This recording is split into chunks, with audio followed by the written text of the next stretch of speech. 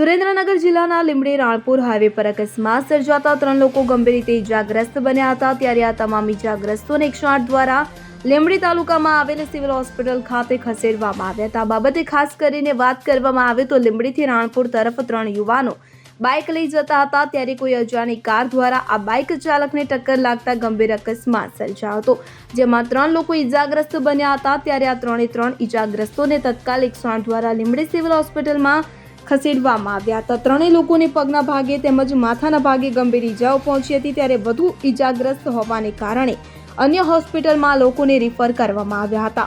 આ બાબતે પોલીસ દ્વારા વધુ તપાસ હાથ ધરી આગળની કાર્યવાહી હાથ ધરી છે। ત્યારે કહી શકાય કે હાલ લીંબડી તો ખરું, પરંતુ ગ્રામ્ય વિસ્તારમાં પણ અકસ્માતનો સિલસિલો યથાવત જોવા મળી રહ્યો છે।